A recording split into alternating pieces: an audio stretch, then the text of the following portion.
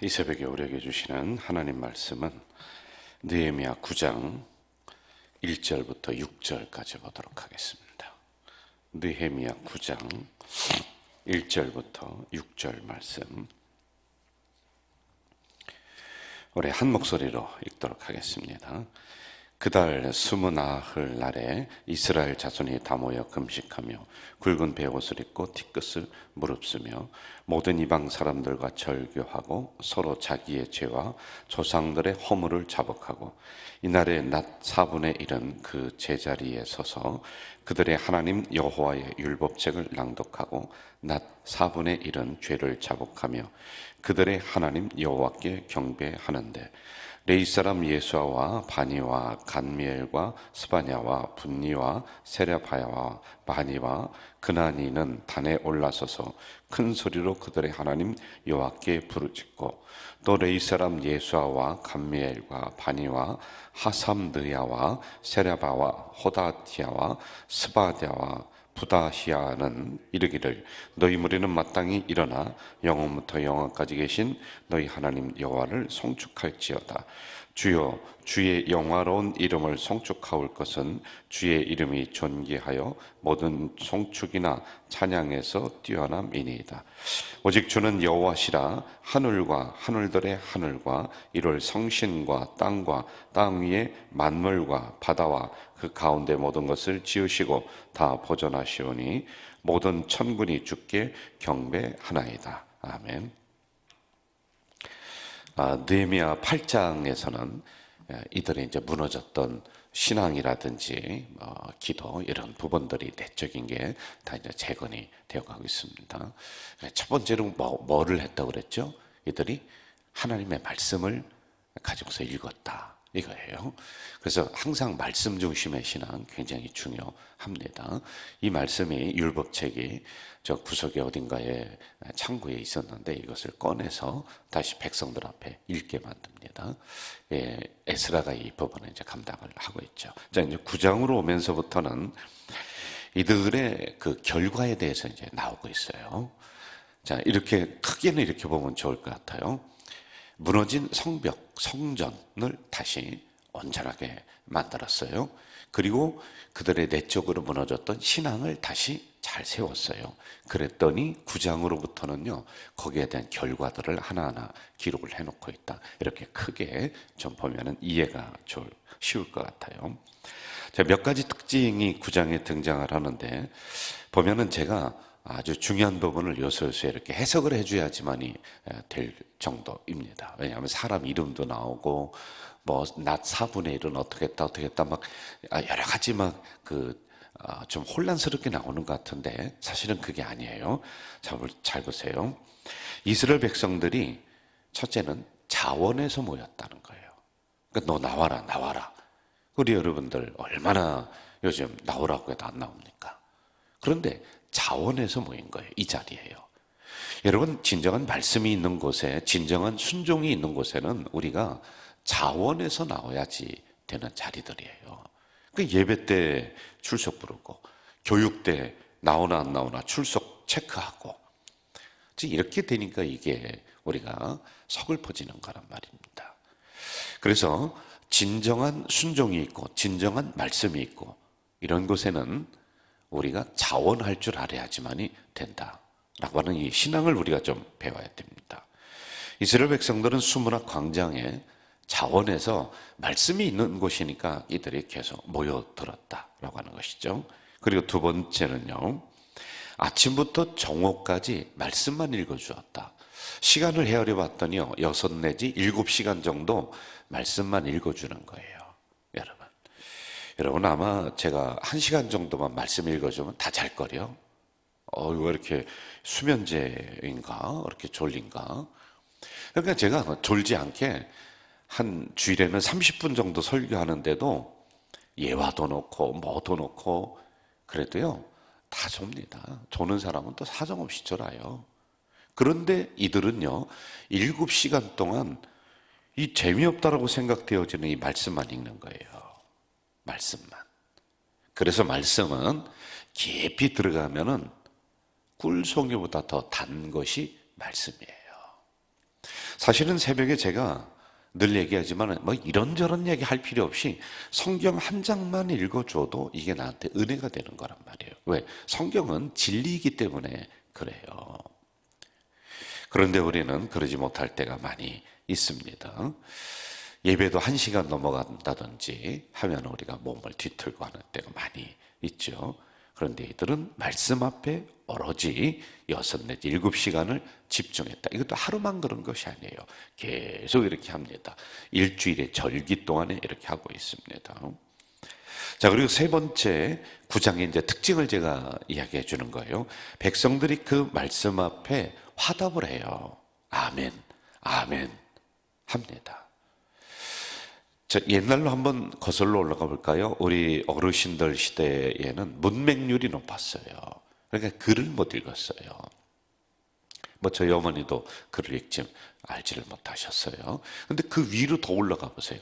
문맹률이 더 높은 거예요. 글을 몰라요. 여러분, 중세 시대 그 전에 가톨릭에서는 어떻게 했냐면은 이 성경을 일반 성도는 읽지 못하게 했어요. 그러니까 글도 모르거니와 읽지도 못했어요. 그러니까 우둔하게 그냥 두는 겁니다.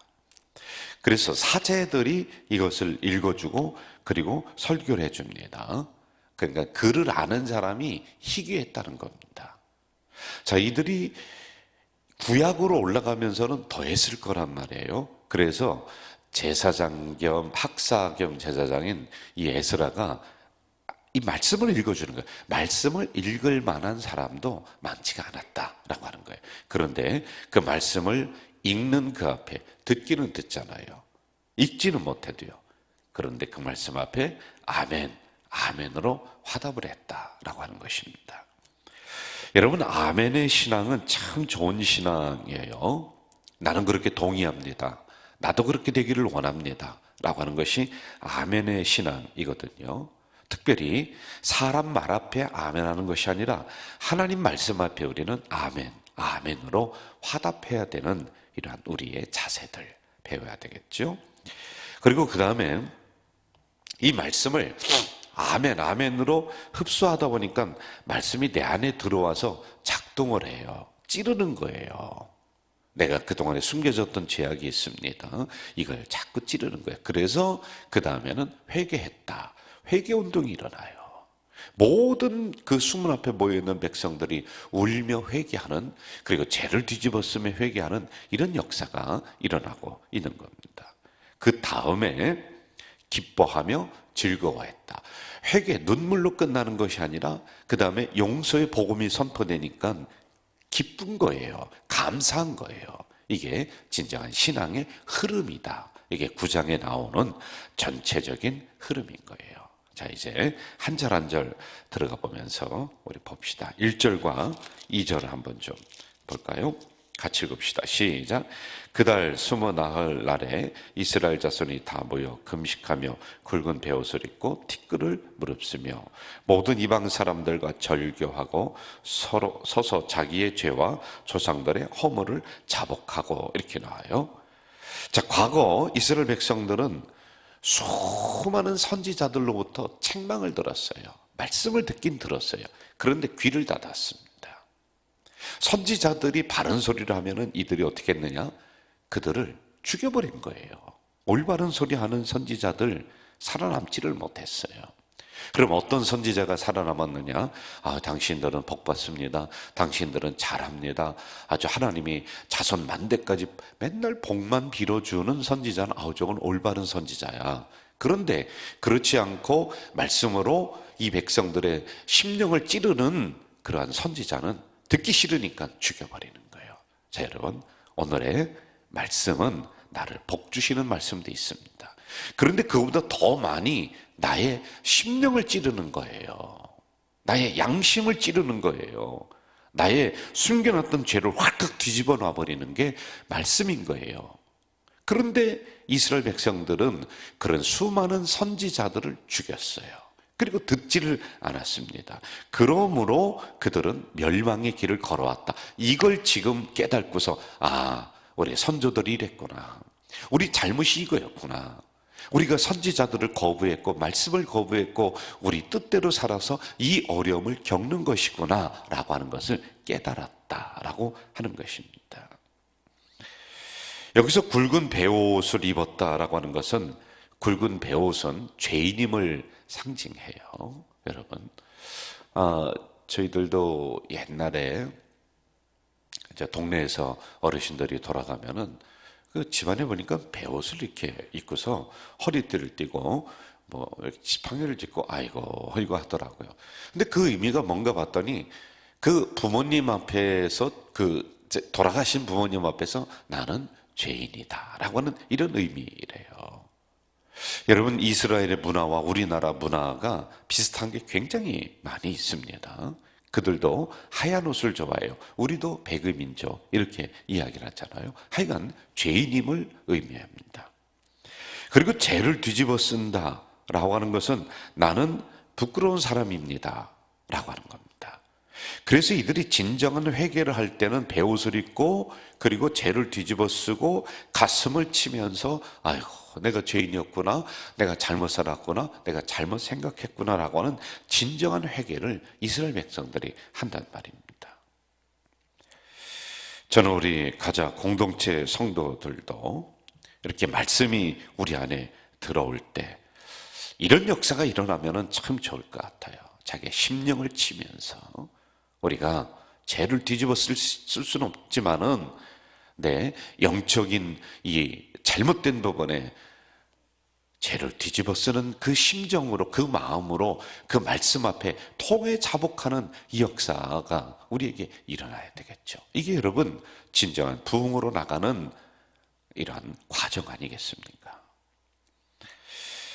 히브리서 4장 12절에 이렇게 나오고 있습니다. 하나님의 말씀은 살아있고 활력이 있어 좌우에 날선 어떤 검보다도 예리하여 혼과 영과 및 관절과 골수를 찔러 쪼개기까지 하며 또 마음의 생각과 뜻을 판단하나니, 어떤 검보다도 예리한 것이 하나님의 말씀입니다. 그래서 우리의 심령 골수를 찔러 쪼개서 나를 밝히 드러내는 거란 말이에요.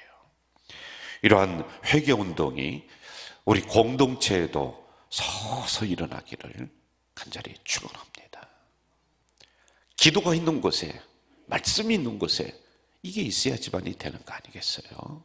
나를 보니 죄를 뒤집어 쓰고도 남을 인간이었구나, 베옷을 입고 땅을 치며 통곡해도 모자랄 그런 부족한 인간이었구나, 이러한 자기를 자세히 보는 역사가 있기를 바랍니다. 자, 이제 2절로 한번 가보도록 하겠습니다. 2절 다시 한번 읽어볼까요? 시작. 모든 이방 사람들과 절교하고 서서 자기의 죄와 조상들의 허물을 자복했다. 자, 여기서 절교라고 하는 단어가 나오는데 이 말은 뭐냐면요, 원래 하나님은 너희들 혼합해서 살지 말아라, 그러니까 이방 민족과 결혼하면서 너희들의 민족성을 훼손하지 말아라, 너희들은 하나님의 택한 거룩한 백성이다, 이거였거든요. 그런데 이들이 그것을 역사적으로 흘러오면서 버렸어요. 왜? 하나님 말씀도 버렸는데, 예배도 버렸는데 뭐 그까짓 게 뭐라고 하면서 그냥 혼잡하게 살았다는 거예요. 실제적으로 그렇게 했었습니다. 여기에 대한 의미가 뭐냐면, 오늘 우리가 뭐 우리끼리 모여서 살고 그것이 아니라 우리는 영적으로 거룩한 백성들, 세상과 우리는 혼합하며 살 수 없는 부분들이 있다는 거예요. 이거는 우리가 지킬 줄 알아야지만이 돼요. 그런데 절교라고 하는 단어가 나옵니다. 이걸 끊으라는 거예요. 이게 진정한 회개죠. 회개는 여러분 감성적으로 눈물, 콧물 흘리면서 내가 하나님 앞에 죄송합니다, 잘못했습니다, 그것도 돼야 돼요. 그런데 그 다음 단계는 절교, 돌아선다 라고 하는 뜻입니다. 내가 그것과 끊는다 라고 하는 의미가 있는 겁니다. 이걸 지금 말씀하고 있는 거예요. 너희들의 잘못된 행동이 있다, 너희들의 영적으로 가늠한 부분들이 있다. 여러분, 우리는 육적으로 그렇지 않다 할지라도 영적으로 혼합하며 살아갑니다.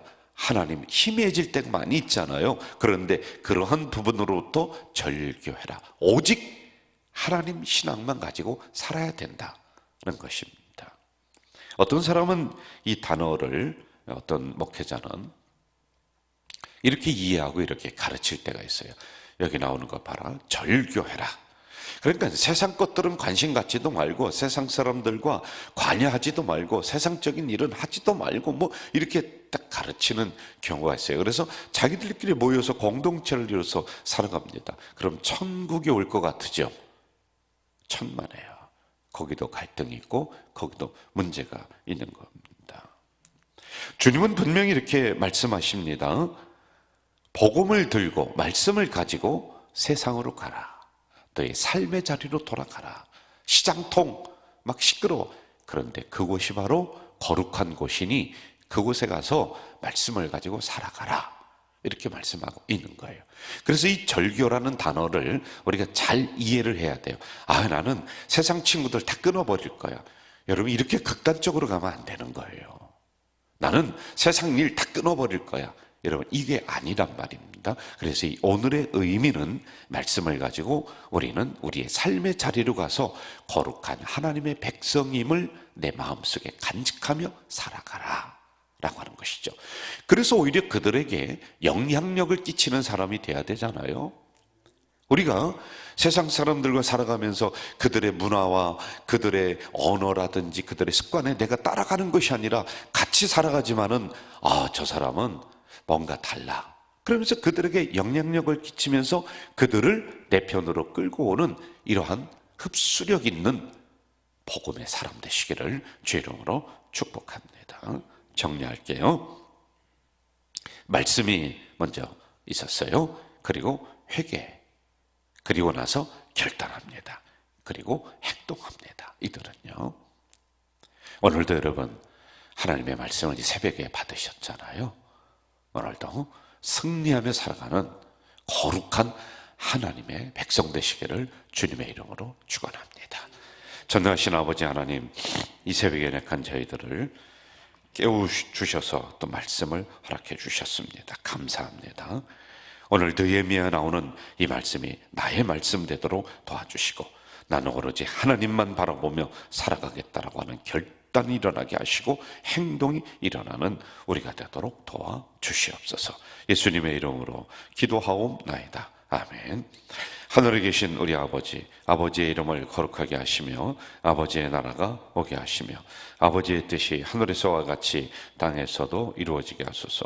오늘 우리에게 일용할 양식을 주시고 우리가 우리에게 잘못한 사람을 용서하여 준 것 같이 우리 죄를 용서하여 주시고 우리를 시험에 빠지지 않게 하시고 악에서 구하소서. 나라와 권능과 영광이 영원히 아버지의 것입니다. 아멘. 여러분, 이 시간에 통성으로 기도하는데 오늘 받은 말씀 가지고 기도해 주시고요. 또 하나 민현홍 안수집사님 계십니다. 지금 중환자실에서 많이 어려움을 겪고 있습니다. 빠른 회복을 위해서 기도해 주시기를 바랍니다. 그리고 여러분 개인 기도하시다가 돌아가시겠습니다. 우리 이 시간 통성으로 하나님 앞에 기도하겠습니다. 살아계셔서 역사하시는 아버지 하나님, 이 새벽에 부족한 저희들을 불러주셨습니다. 하나님 감사합니다. 오늘도 느헤미야를 통해서 우리 심령들에게 말씀을 허락하시오니 이 말씀은 나의 말씀입니다. 아버지 하나님, 이 말씀이 내려올 때 아침부터 정오까지 말씀만 읽어주었는데 그 안에 회개가 일어났다, 아멘이 일어났다, 그리고 기뻐하며 즐거워했다. 하나님, 이 은혜의 역사가 오늘 우리 공동체에 일어날 수 있도록 도와주시옵소서. 말씀을 읽을 때, 말씀을 들을 때 이러한 역사가 일어날 줄로 믿습니다. 또한 아버지 하나님, 이 시간에 간절히 간구하며 기도합니다. 우리 가족 공동체 부흥을 위해 나가고 있습니다. 인원적인 부흥만이 아니라 심령의 부흥, 기도의 부흥이 일어날 수 있도록 주님 도와주시옵소서. 또한 아버지 하나님, 우리가 죄인이었습니다라고 하는 자기의 심령을 쳐서 복종시키는 회개의 부흥이 일어나도록 주여 도와주시길 간절히 소원합니다. 아버지 하나님, 또 간절히 간구하는 가운데 있습니다. 민현홍 집사님, 이제 중환자실에서 어려움을 겪고 있습니다. 하나님, 치유의 손길을 비춰주셔서 하나님 깨끗이 날 수 있도록, 그의 모든 병마가 예수의 피로 씻겨질 수 있도록 주여 기적의 은혜를 내려 주시옵소서. 주여 도와주시옵소서. 오늘도 아버지 하나님 간절히 간구합니다. 하나님, 우리가 여기서 기도하오나 역사는 우리 민영 집사님 계신 그 침상에서 그리고 그 중환자실에서 일어날 줄 믿사오니 주님, 여호와 라파 되시는 우리 하나님이 만져주시옵소서. 약의 효과가 30배, 60배, 100배로 일어날 수 있도록 하나님이여 도와주시옵소서. 아버지 하나님, 이 새벽에 또한 갖가지 문제를 가지고 주님 전전에 나와 기도하는 주의 자녀가 여기 있사오니 주여, 이들의 음성을 들으시고 이들의 심령을 감찰하셔서 하나님, 거저 돌아가는 심령 없고 마음속에 기쁨으로 돌아가는 귀한 이 새벽이 될 수 있도록 하나님이여 도와주시옵소서.